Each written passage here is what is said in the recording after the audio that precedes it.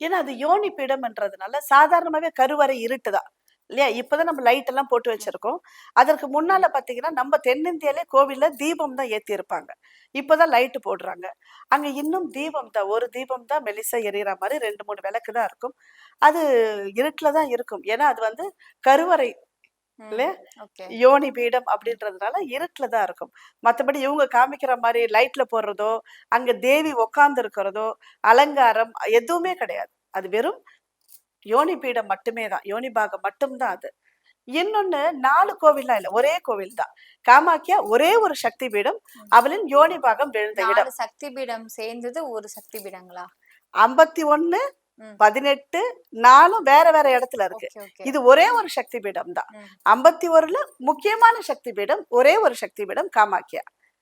ஆனா காமாக்யா கோவிலை சுற்றி 10 கோயில் இருக்கு. ம். இந்த கோவில் எங்க இருக்கு அப்படின்னா, ஒரு மலை மேல இருக்கு. நிலாச்சல் மலை மேல தான் இந்த கோவில் இருக்கு. தசமகா வித்தை அப்படி சொல்லுவாங்க. தசமகா காளிகள் சொல்லுவாங்க.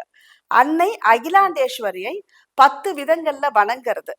அப்ப நிலாச்சல் மலை மேல அன்னை காமாக்யா கோவிலை சுற்றி மற்றவர்களுக்கும் சன்னிதானம் உண்டு. தனித்தனி சன்னதி உண்டு. அன்னை தூமாவதி, அன்னை பைரவி, அன்னை தாரா, அன்னை காளி, பகலாமுகி, புவனேஸ்வரி, சின்னமஸ்தா எல்லோருக்குமே இருக்கு. திரிபுர சுந்தரி, மாதங்கி, காமாக்யா 10 சன்னதிகளும் மேலேயே இருக்கு.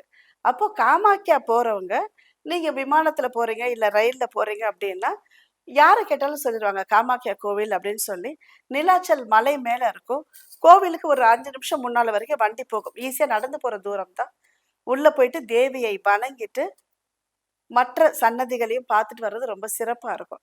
காமாக்யாவ போய் வணங்குறதுனால நமக்கு வந்து எதிரிகள் இல்லாம இருக்கிறதுக்கான வாய்ப்பு இருக்கு. இன்னொன்னு நமக்கு யாராவது செய்வினை செய்றாங்க, கெட்டது செய்றாங்கன்னா, அத நம்ம பெருசா தாக்காது. அதற்காக காமாக்யா தேவியை வணங்குவாங்க.